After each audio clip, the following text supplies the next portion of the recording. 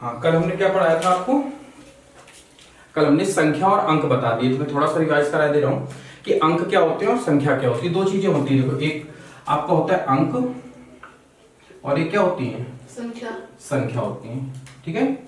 अब ये अंक क्या होते हैं? देखो, अंक जो हमारी गणित की जो पद्धति है, जिसको संख्या पद्धति कहते हैं, उसमें जो भी आप एक सिंगल डिजिट में देखते हो, मतलब सिंगल आते हैं, जैसे 0 हो गया, 1 हो गया, 2 3 4 5, इस तरीके से डाटा 9 तक, ये सारे क्या कहलाते हैं? आपके अंक कहलाते हैं।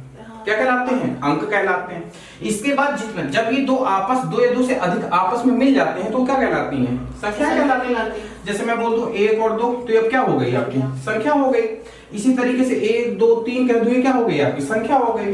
लेकिन अगर ये सिंगल डिजिट में आते हैं, अकेले आते हैं, तो ये क्या कहलाते हैं? अंक कहलाते हैं। जब ये साथ में आते हैं तो क्या कहलाते हैं? हमारे संख्या कहलाते हैं। इतनी चीज मैंने कल पढ़ा दिया था।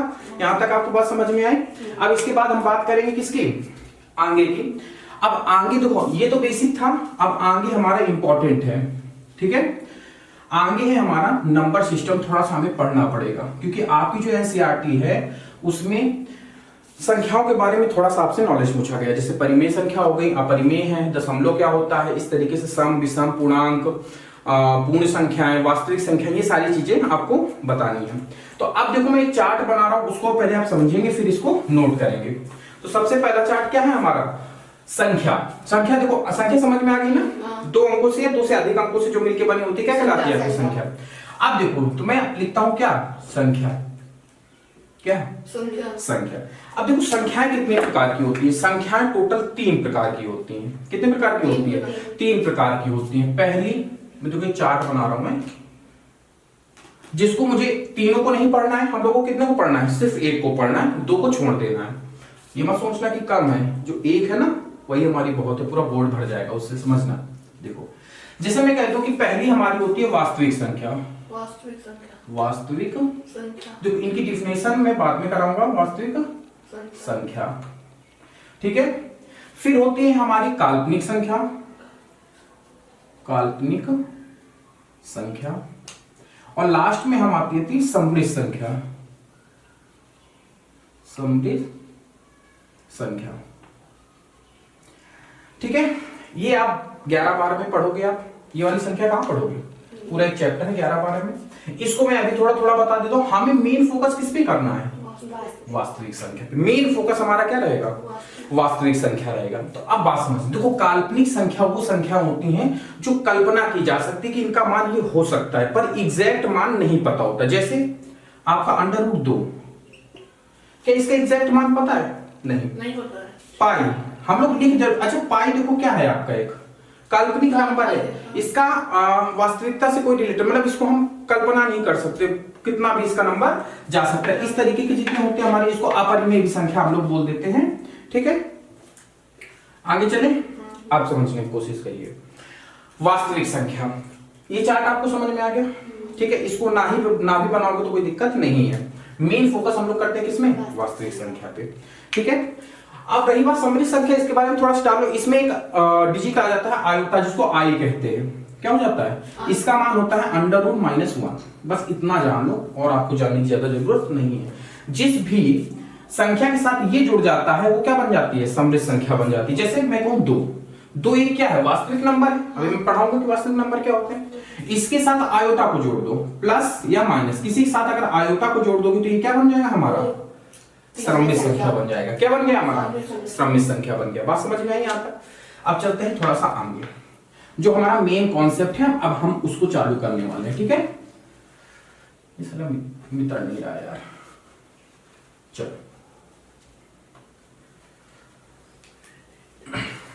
अब बात करते हैं हम लोग वास्तविक संख्या के बारे में। वास्तविक संख्या। ठीक है।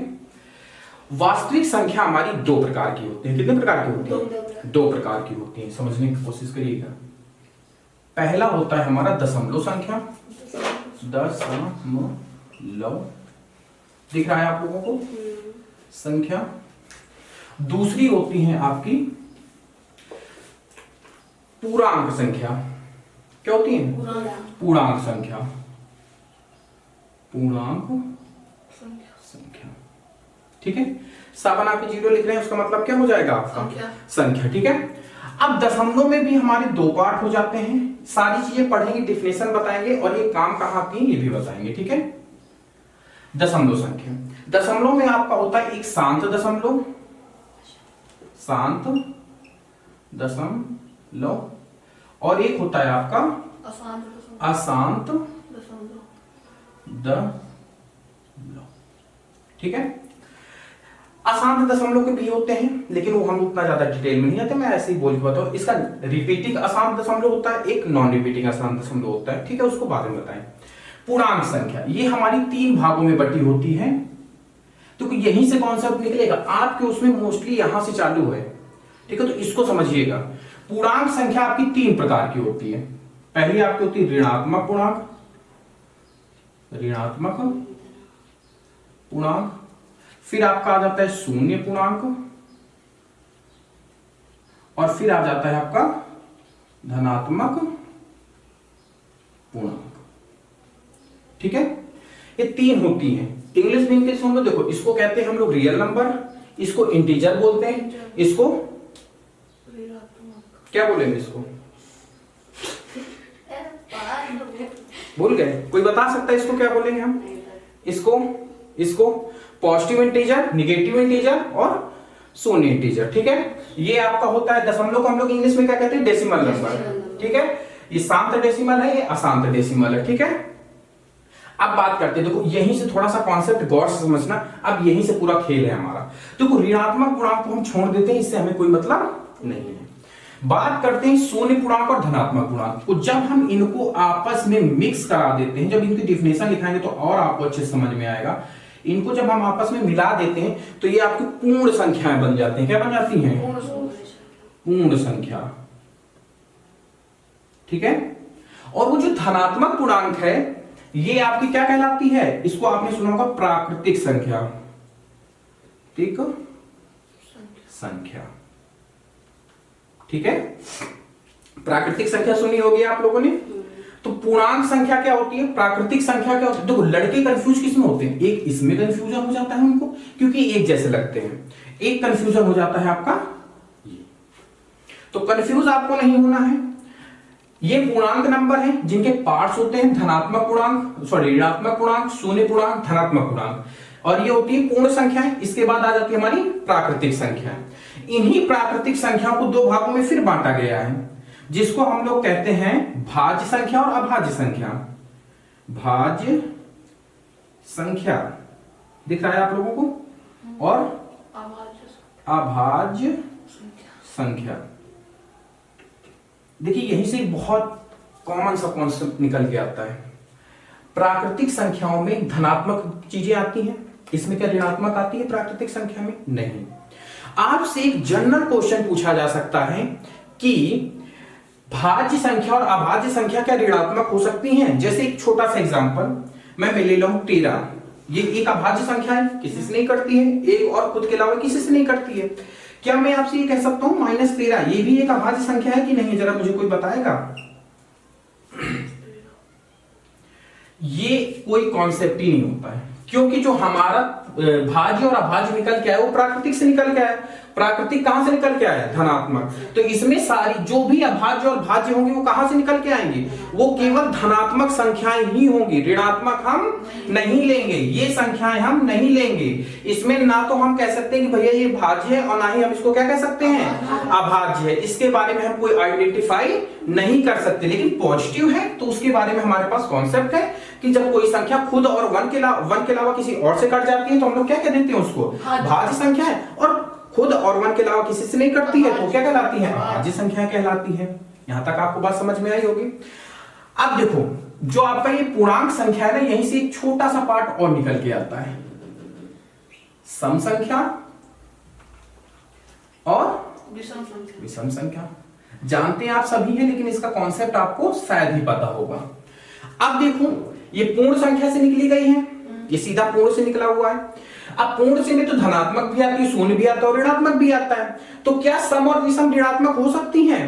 नहीं हो सकती हैं, क्योंकि देखो इन भाई आप ऐसे समझो, आपके पास आप ही ले लो, आपके पास जैसे आपसे कहा जाए कि मेरे पास 10 आम है, समझने की कोशिश करिएगा। 10 आम है और 4 अमरूद है, ठीक है। आपने अमरूद मतलब मान लो 10 आम है, 4 अमरूद है, 2 मौसमी है, बात समझना। आपने थोड़े से नीचे आया और आपने तीन भाई हैं आपके पास, उनको आपस में बांट दिया। अमरूद हो गई, संतरा हो गया और मौसमी हो गई, ठीक है। अब जो भी नीचे चलेगा वो मौसमी में ही चलेगा कि नहीं चलेगा? अब आपसे कहा जाए भैया हमें जो है आम दे दो, तो क्या मिलेंगे? नहीं मिलेंगे ना आम। तो अब जैसे अब आपसे कोई मांगे, आपसे जब आपके पास आपने बांटा नहीं था, आपसे मांगे, आपसे कह दे कि आपके पास हमें आम दे दो और मौसमी दे दो, तो आपको ये मिल जाएगी कि नहीं मिल जाएगी? क्योंकि हमारे पास है तो हम दे सकते हैं। लेकिन जब हमने बांट दिया तो हमारे पास क्या कुछ चीजें बची? मतलब इसमें जब हमने ऋणात्मक निकाल दिया तो क्या हमारे पास पॉजिटिव चीज निगेटिव चीजें बची? नहीं, उसको तो हम पहले ही निकाल चुके हैं ना। इसीलिए भाज्य और अभाज्य हमारी पॉजिटिव में आती है। लेकिन जब हम पूर्णांक और सम और विषम की बात करते हैं तो ये पॉजिटिव भी हो सकती हैं और निगेटिव। ये बहुत इंपॉर्टेंट कॉन्सेप्ट है, इसको बहुत गौर से समझना। ये आपका छोटा सा एक डीपली नॉलेज है आपका। सीधा क्वेश्चन पूछा जाएगा कि क्या सम संख्या और विषम संख्या ऋणात्मक हो सकती हैं? अगर आपसे कोई पूछे कंफ्यूज हो जाओगे आप। अगर आपको ये चार्ट याद रहेगा तो कंफ्यूज नहीं होगे, क्योंकि हाँ ये प्राकृतिक संख्याओं से निकलती है तो सम और विषम निगेटिव हो सकती है, पॉजिटिव हो सकती है, शून्य भी अपना एक महत्व रखता है। लेकिन जब हम बात भाज्य और अभाज्य की करते हैं तो हम यहां पर सिर्फ पॉजिटिव नंबर को लेंगे। वो भी कहां से लेंगे? 1 से लेके प्लस के इनफाइनाइट तक लेंगे। यहां तक हम भाज्य और अभाज्य को देखेंगे। इससे पहले ना तो 0 को हम कहेंगे कि भैया वो भाज्य। बहुत सारे लोग इसी मैथ में इसी चीज में लड़ा करते हैं कि 0 भाज्य की अभाज्य है। बहुत सारे लोग 0 सम है या विषम है इसी में लड़ा करते हैं। कोई कहता है भैया सम है, कुछ वैज्ञानिक कहते हैं विषम है, गणितज्ञ। तो देखो शून्य के बारे में थोड़ा सा मैं बात करूं तो शून्य देखो भाज्य और अभाज्य से तो ऐसे ही बाहर हो गया क्योंकि इसमें अलग कर दिया था। तो शून्य भाज्य और अभाज्य का तो उसमें कोई कॉन्सेप्ट है ही नहीं। अब बात करते हैं सम और विषम की। तो शून्य आपका मोस्टली मतलब ज्यादातर लोगों ने समर्थन ये किया है कि शून्य सम संख्या है। क्या है? अब कह दो भी इसका लॉजिक क्या है आपका सम कहने का? थोड़ा डीपली तो समझाओ हमें, तो डीपली समझो आप। जैसे मैं कहता हूं कि 10 ये सम संख्या है कि नहीं है? मतलब जिसके उसमें किनारे इकाई अंक में 0 आ जाएगा वो क्या बन जाएगी? सम संख्या। जैसे कि एग्जांपल समझो 3, ये भी सम संख्या है? इसी में मैं 0 चिपका देता हूं तो ये क्या बन जाएगी आपकी? सम संख्या बन गई। 2 से कट रही है, 15 से कट रही है, 5 से कट रही है, कई संख्याओं से कट रही है, तो ये क्या बन जाएगी? सम संख्या बन जाएगी। और अच्छा सम और विषम की परिभाषा क्या होती है?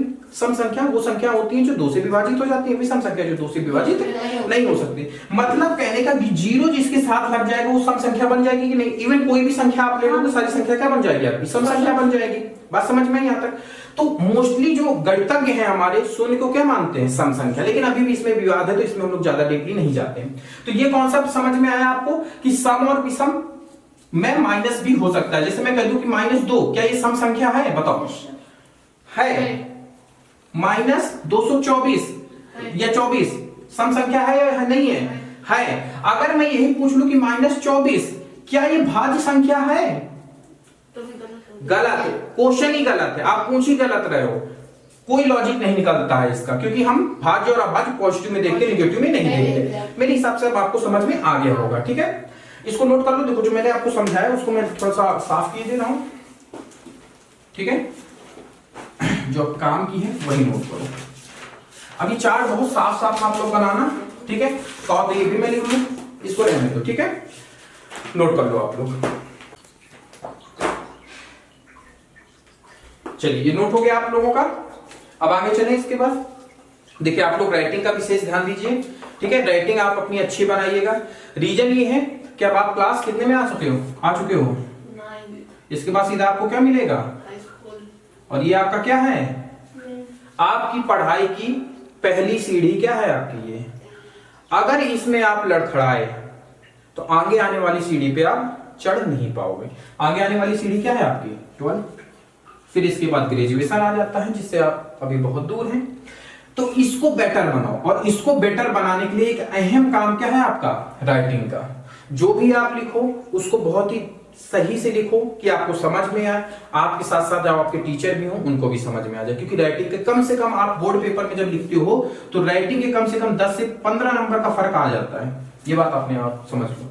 रेटिंग आपकी अच्छी है तो एग्जामिनर खुशी में नंबर दे देता है, और रेटिंग आपकी गड़बड़ रहेगी तो फिर एग्जामिनर नंबर काट के देता है। जितना लिखोगे उतना ही नंबर मिलेगा। ठीक है, बात समझ में आ गई। देखो थोड़ा सा इसमें मुझे और समझाना है आपको। जैसे आपके एनसीईआरटी में क्वेश्चन है, मैं क्वेश्चन देख ले रहा हूं। जैसे है प्रत्येक प्राकृतिक संख्या क्या एक पूर्ण संख्या है? अब समझो, प्राकृतिक संख्या कहां पे है? ये है। और पूर्ण संख्या कहां पे है? ये है। तो अब आप देखो, धनात्मक और शून्य से मिलकर क्या बना हुआ है? पूर्ण संख्या बना हुआ है। इसमें क्वेश्चन में क्या कहा है आपसे? प्रत्येक प्राकृतिक संख्या, मतलब ये इसी से तो निकली हुई है। एक हिसाब से देखा जाए भाई, इसके साथ शून्य हो गया, ये दोनों मिलके प्राकृतिक से तो बड़े ही हो गए। तो कहा जाता है कि प्रत्येक प्राकृतिक संख्या, जो भी प्राकृतिक संख्या होगी वो आपकी क्या कहलाएगी? पूर्ण संख्या कहलाएगी। ठीक है, ये आपको अभी मैं समझाऊंगा बाद में जब आपके क्वेश्चन सॉल्व कराऊंगा। अभी आप ये समझ लो कि ये नंबर जो मैंने लिखे हैं ना, ये एक्चुअल में नंबर होते क्या हैं। आपने मतलब मैंने समझा तो दिया, लेकिन आप इसको राइटिंग में भी लिख लो। ठीक है, अब मैं इसको साफ कर रहा हूं। ठीक है, अब हम लोग बात करेंगे वास्तविक संख्या के बारे में। इसकी डिफिनेशन क्या होती है? कोई बता सकता है मुझे डिफिनेशन इसकी? किसी के नॉलेज में है कुछ? थोड़ा बहुत कोशिश करो आप लोग बताने की। अक्षय, हाँ कुछ हेल्प कर सकते हो हमारी? नहीं कर सकते। राशि आप कुछ, बेटा बाबू कुछ बता सकते हो? चल कोई बात नहीं, मैं बताता हूं। वास्तविक संख्या, वास्तविक संख्या ये सबसे बड़ा है। मतलब घर में इसको जैसे मान लो नाना जी, सबसे बड़ा, इसी से सारी चीजें निकली थी। वास्तविक से फिर 2 प्रकार हुए, दशमलव, फिर पूर्णांक, फिर जाने क्या क्या हुए। सबसे बड़ा कौन है? ये। मतलब आप ये सोच लो कि नंबर लाइन समझते हो कि नहीं समझते हो? नंबर लाइन क्या होती है? एक लाइन होती है, सेंटर पे हम उसको 0 मान लेते हैं। लेफ्ट की संख्याओं को क्या काम माना जाता है? माइनस माना जाता है। और राइट की संख्या को क्या माना जाता है? प्लस माना जाता है। क्या माना जाता है? प्लस माना जाता है। ठीक है, राइट की संख्याओं को क्या माना जाता है? प्लस माना जाता है। इतना तो पता ही होगा आपको। तो इस नंबर लाइन में आप जो चीज ड्रॉ कर सकते हो, ड्रॉ मतलब जो चीज आप पॉइंट आउट कर सकते हो, वो सारी नंबर क्या होंगे? आपके वास्तविक। वो आपके बटे में भी हो सकते हैं, दशमलव में भी हो सकते हैं, नॉर्मल संख्या भी हो सकती है, मतलब कुछ भी हो सकता है जो इस नंबर लाइन पे ड्रॉ किया जा सकता है। वो सारी चीजें क्या होती हैं? आपकी वास्तविक संख्या होती है। तो बस यही आपकी डिफिनेशन है। मतलब नंबर लाइन पे माइनस इनफाइनाइट से प्लस इनफाइनाइट के बीच में जितने भी नंबर आते हैं सब क्या कहलाते हैं? आपके वास्तविक संख्या कहलाते हैं। क्या कहलाते हैं? तो लिखो इसमें, नंबर लाइन में माइनस इनफाइनाइट से प्लस इनफाइनाइट तक जितने भी नंबर होते हैं वे वास्तविक संख्या कहलाते हैं। कहलाते हैं, कहते हैं, जो भी आप लिख सकते हो, जो भी आपको समझ में। बात समझ में? मतलब आप जितना भी नंबर आप नंबर लाइन में ड्रॉ कर सकते हो वो सारे क्या होते हैं? आपके वास्तविक संख्या होती है। ठीक है, क्या होती है? आपकी वास्तविक संख्या होती है। ठीक है, अब थोड़ा सा नंबर लाइन के बारे में समझो। देखो जैसे ये नंबर लाइन है, ये 0 हो गया। यहाँ पे मैं थोड़ा सा -1 थोड़ा सा इसको ड्रॉ कर लेता हूं, समझने की कोशिश करना मैं क्या समझा रहा हूं। -3 -1 2 3 4 5। अच्छा एक बात बताओ, इन दोनों नंबर के बीच में कितनी संख्याएं आ सकती हैं? जैसे मैं बोलूं कि 2 संख्या, जैसे ये 2 1 और 2 और 3 लिखा है, इनके बीच में कितनी संख्याएं हो सकती हैं? या ये आपके उसमें क्वेश्चन है, लेकिन इससे आगे वाली प्रश्नावली में है। पता है आपको? इसका आधा भी हो सकता है, बटे पर भी। आप इसका आंसर ये है कि किन्हीं भी 2 नंबर के बीच में, नंबर लाइन में किन्हीं भी 2 नंबरों के बीच में इनफाइनाइट संख्याएं हो सकती हैं। कितनी हो सकती हैं? ये आगे आपको सारे चैप्टर पे मिलेगा, सब मैं बताऊंगा, लेकिन अभी थोड़ा थोड़ा जानते रहो। इनफाइनाइट नंबर है इन दोनों के बीच में, इनफाइनाइट, काउंट ही नहीं कर सकते आप कितने नंबर है इसमें। बस समझ में आई आपको? इतने सारे नंबर है कि इसमें आप काउंट नहीं कर सकते। हालांकि मैं ये नहीं बता रहा था, अब देखो समझो। जब हम लेफ्ट, ये क्या है हमारा? लेफ्ट है। ये क्या है हमारा? राइट। ठीक है, ये हमारा दायां पक्ष है, ये हमारा बायां पक्ष है। आप हमेशा याद रखना, जब भी आप नंबर लाइन से लेफ्ट टू राइट जाएंगे, मतलब बाएं से दाएं की ओर बढ़ेंगे, तो नंबर हमेशा क्या होते जाते हैं, बढ़ते जाते हैं।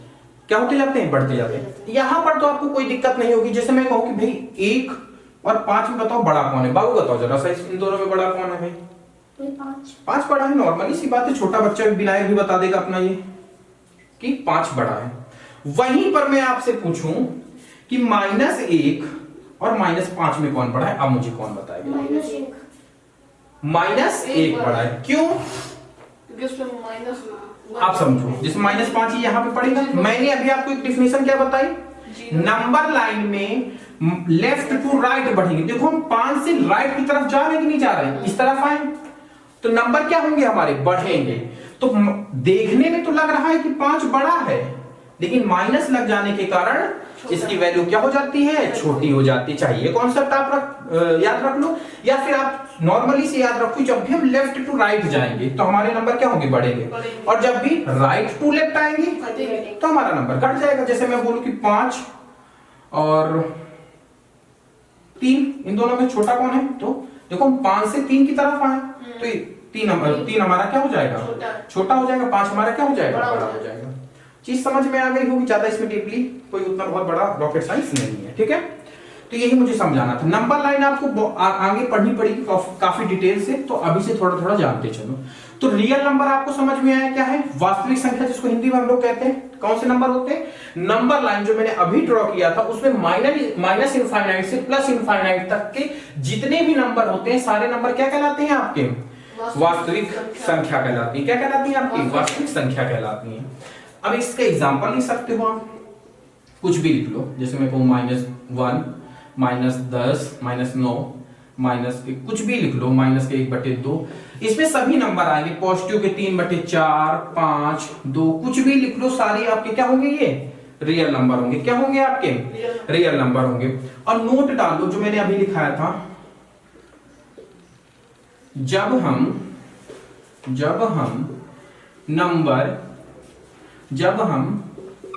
नंबर लाइन में कहां से कहां की तरफ जाते हैं, left to right, left to right जाते हैं या आगे बढ़ते हैं, लेफ्ट टू राइट आगे बढ़ते हैं, तो नंबर क्या होते चले जाते हैं, नंबर बढ़ते हुए चले जाते हैं। ठीक है, और वही इसका जस्ट उल्टा कर दो, जब हम राइट टू लेफ्ट आते हैं तो नंबर क्या होते चले जाते हैं, छोटे होते चले जाते हैं। ठीक है, जब हम राइट टू लेफ्ट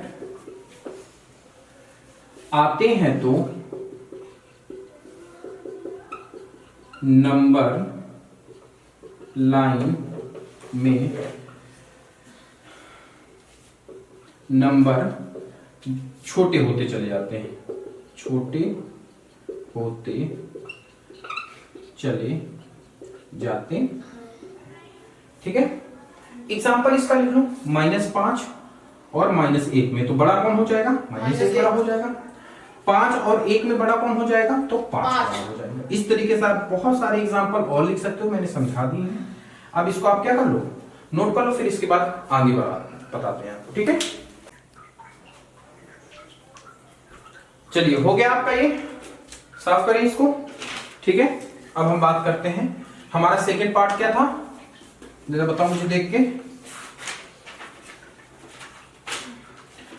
काल्पनिक नंबर होगा, है ना। संख्या के 3 पार्ट हम लोगों ने पढ़े थे, वास्तविक पढ़ लिया हम लोग, अब पढ़ेंगे थोड़ा सा हम लोग काल्पनिक नंबर। कोई बता सकता है काल्पनिक नंबर क्या होता है? दशमलव संख्या थी, पूर्ण संख्या थी। नहीं, वो तो वास्तविक संख्या के पार्ट है ना, वो कल पढ़ेंगे। आज कल्पना कर सकते हैं, उसे काल्पनिक संख्या। हाँ, जिसे हम लोग कल्पना की जा सकती है, सिर्फ कल्पना। लेकिन इसकी एक्चुअल डेफिनेशन क्या है बताते हैं।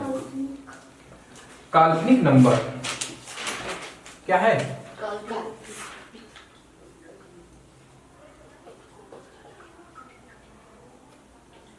काल्पनिक नंबर दिख रहा है आप लोगों को? थोड़ा नया मार्कर है तो पतला चलता है, ठीक है। अब काल्पनिक नंबर, इसको इंग्लिश में क्या कहते हैं हम लोग? Imaginary number. कल्पना को क्या कहते हैं? इमेजिनेशन। तो उसी से हमारा निकल क्या है? Imaginary number. तो आप इमेजिन क्या कर सकते हो? जो आपको एक्चुअल में ना पता हो वही तो आप इमेजिनेशन करोगे, है ना? ऐसे ही तो कुछ है मेरे हिसाब से। तो चलिए देखिए, जब हम कोई संख्या, जैसे अब ये लिखा है हमने, इसको अगर हम वर्ग, इसका मतलब क्या होता है पता है आपको?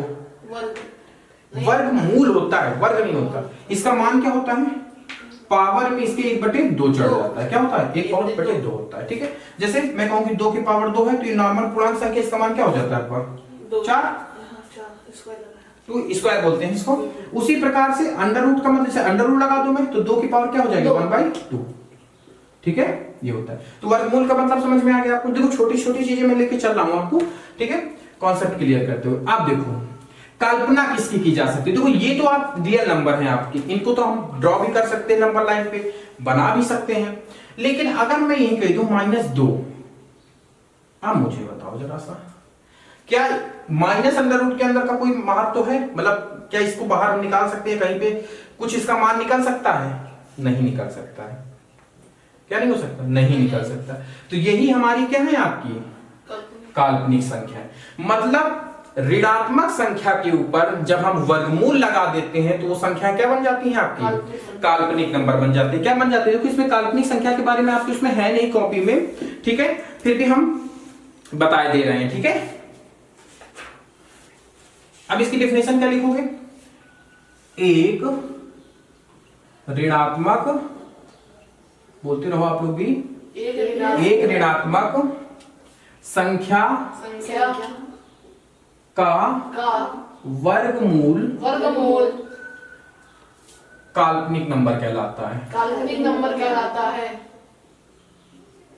काल्पनिक नंबर कहलाता है। मतलब समझ में आया आपको? एग्जाम्पल लिखे दे रहे हैं। मतलब अंडर रूट के अंदर आपके अगर माइनस शब्द आ गया, माइनस चिन्ह आ गया, तो सारी संख्या क्या बन जाएगी? काल्पनिक। जैसे -25, ये आपकी क्या है? काल्पनिक नंबर हो गया। इसकी हम कोई फिक्स वैल्यू नहीं बता सकते, सिर्फ क्या कर सकते हैं? कल्पना कर सकते हैं। क्या कर सकते हैं? कल्पना कर सकते हैं। उसी तरीके से 64 को ले लो, 64 को ले लो, माइनस लगा दी, काल्पनिक नंबर बन गया। अच्छा मैं कहूं कि ये नॉर्मली बताओ मुझे, ये क्या काल्पनिक नंबर है? नहीं है, क्योंकि इसमें ऋणात्मक नहीं लगा हुआ है। अब ये बन गया काल्पनिक नंबर, ठीक है। तो ये क्या हो गया? आपके काल्पनिक नंबर हो गए। अब अगला हमारा क्या है? श्रमिक संख्या। क्या है? श्रमिक संख्या। श्रमिक संख्या। अच्छा अब ये नोट कर लो, फिर इसके बाद श्रमिक संख्या समझाते हैं। बस आज की क्लास को करते हैं, इसको नोट कर लो आपको। चलिए देखिए, इसमें एक छोटी सी चीज मुझे और समझानी थी, उसको आप समझ लीजिए। छोटी सी चीज है, ये जो मैंने माइनस लिखा हुआ है ना, इसको क्या मैं ऐसे भी तो लिख सकता हूं? अंडर रूट 25 या 25 इंटू -1 भी तो कर सकते हैं भाई। गुणा करेंगे तो यही नहीं आ जाएगी। अब हम इनको अलग अलग भी थोड़ा सा लिख सकते हैं। तो थोड़ा सा समझने की कोशिश करना। 25 गुणे अंडर रूट -1 कर सकते हैं कि नहीं कर सकते? बिल्कुल लिख सकते हैं। गुणा कराएंगे तो अंडर रूट में आ जाएगा। अभी मैंने क्लास शुरू होने से ठीक तुरंत बाद मैंने एक चीज आपको बताई थी, आयोटा के बारे में। आई को क्या बोलते हैं? आयोटा। इसका मान मैंने क्या बताया था? -1। यही बताया था कि नहीं बताया था? क्या इसकी जगह पे मैं आई नहीं लिख सकता? लिख सकते हैं। बिल्कुल लिख सकते हैं। तो अंडर रूट 25 आई लिख दिया। और इसका मान क्या होता है हमारा? अंडर रूट 25 का मान क्या होता है? 5 का वर्ग होता है। तो ये 5 आई। ये है आपकी एक्चुअल काल्पनिक नंबर। ये क्या है आपका? एक्चुअल काल्पनिक नंबर। तो इसको हम क्या लिख सकते हैं? 25 का वर्ग कर दो, वर्गमूल निकाल दो तो 5 आ जाएगा। माइनस की जगह आई निकाल दो। इसका 64 का वर्ग, 64 किसका वर्गमूल होता है? 8 का, 8 लिख दो और माइनस की वजह से आई भी आ जाएगा। उसका कोई मतलब नहीं, लेकिन किसी का नहीं होता। तो ये है आपकी एक्चुअल क्या है? आपकी काल्पनिक नंबर है, ठीक है। अब इसी के बाद हम बात करेंगे सम्मिश्र संख्याओं के बारे में। ये चीज समझ में आई आपको? इसको थोड़ा सा नोट कर लो, फिर इसके बाद बात करते हैं। जल्दी से नोट कर लो फट से। चलिए ये नोट हो गया आपका। अब सम्मिश्र संख्या के बारे में बात करते हैं, ठीक है।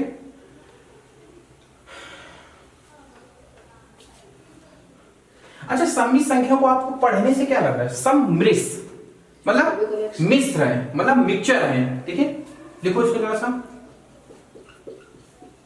सम्मिश्र संख्या। देखो मिक्स आ रहा है कि नहीं आ रहा है? इसको इंग्लिश में क्या कहते हैं हम लोग? Complex number. क्या होते हैं? अच्छा, आप लोग कॉम्प्लेन पीते होगे, तो कॉम्प्लेन में क्या होता है? जानी कितनी मतलब सारी चीजें, जड़ी बूटियां, दुनियादारी, जो भी केमिकल है सब मिला के ही तो बनाया जाता है। तो उसका नाम क्या रख दिया कंपनी वालों ने? कॉम्प्लेक्स। मतलब सबको मिक्स करके बनाई हुई चीज आपका कॉम्प्लेक्स। पियो चौड़े हो जाओगे, लंबे हो जाओगे, ऐसा कुछ होता नहीं है। वैसे हम भी छोटे में पिए थे, कुछ फर्क नहीं आया। यहाँ पे एक लड़का था, आप अगर जानते हो, उसका लकी नाम था। हाँ। अरे वो जाने कितना कॉम्प्लेन पी गया, और उसकी लंबाई तो नहीं बढ़ी, आप यकीन नहीं करोगे, उसका शरीर दोगुना हो गया, छील गया, मोटा हो गया। वो मोटा वो वाला मोटा नहीं कि मसल सल आ गई हो, बिल्कुल थोड़ा सा अजीब तरीके का मोटा, फूलने वाला मोटा। तो कॉम्प्लेन वगैरह सब पीना अच्छी बात नहीं है। ठीक है, तो सम्मिश्र संख्या होती है, क्या होती है? कॉम्प्लेक्स नंबर, मतलब मिली हुई। मतलब कहने का कि जो हम काल्पनिक संख्या और वास्तविक संख्या को आपस में क्या कर देते हैं? मिक्स कर देते हैं। तो जो नई चीज निकल के आती है उसको हम लोग क्या कहते हैं? काल्पनिक सम्मिश्र संख्या, कॉम्प्लेक्स नंबर। तो लिखो इसको, जब वास्तविक संख्या तथा काल्पनिक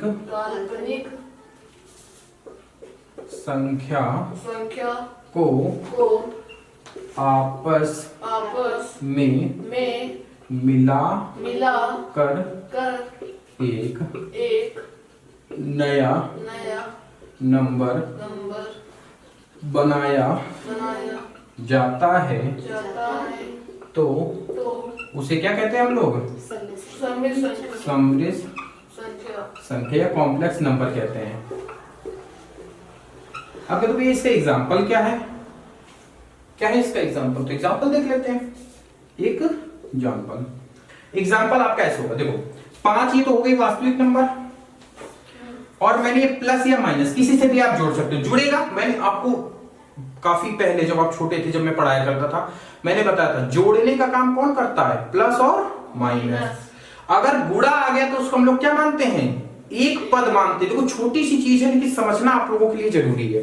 जैसे मैं एक नंबर लिखता हूं, इसको थोड़ा सा होल्ड में रखते हैं, एक छोटी सी चीज पहले समझते हैं। जैसे मैं कहूं कि 2 + x, इसमें कितने पद हैं आपके? कक्षा 8 में पढ़ के आए हो आप लोग, कितने पद है? 1 और 2, 2 पद है। इसी तरीके से मैं माइनस से जोड़ देता हूं, 2 - x, कितने पद होंगे? 1 और 2। लेकिन किंतु परंतु बंधु, अब आपका जिसमें कह दूं 2 × x, कितने पद होंगे? इसको हम लोग क्या लिखते हैं मैथ की भाषा में? 2x, एक पद है। अब ये कितने पद बने हैं? एक पद। यही मैं देखो 2/x, कितने पद हैं? एक पद है।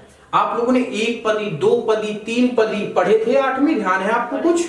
जहां पर प्लस लगा होता है, जिसमें एक लिखता हूं आपको, x² + 4x + 3, कितनी पदी है ये? 3 पदी। पहला पद, दूसरा पद, तीसरा पद। अगर गुणा भी जोड़ने का काम करता तो यहां उस हिसाब से तो 1 पद, 2 पद, 3 पद, 4 पद हो जाने चाहिए थे। तो गुणा और भाग जोड़ते नहीं है, वो मिला के एक ही कर देते हैं, अगर सिंपल भाषा में आप समझना चाहते हैं तो। परंतु जो प्लस और माइनस होते हैं वो पदों को क्या करते हैं? आपस में जोड़ते हैं। ठीक है, बात समझ में आई है कि नहीं समझ में आई? आगे ठीक है। अब देखो 5 + कोई सम्मिश्र संख्या ले लेते हैं, जैसे मैंने ले लिया 7i। तो ये जो मिलके बनी हुई संख्या है, इसको हम लोग क्या कहेंगे? सम्मिश्र संख्या। इसको क्या कहेंगे हम? अकेला आया है वास्तविक संख्या, ये अकेला आएगा तो काल्पनिक नंबर। ठीक है, बात समझ में? इसी तरीके से आप और भी ले सकते हो, जैसे मैंने ले लिया कि 8, ये भी आपकी क्या हो गई? सम्मिश्र संख्या हो गई। कोई भी एग्जांपल ले लो, 12i + 7, ये भी आपकी क्या हो जाएगी? काल्पनिक नंबर हो जाएगी।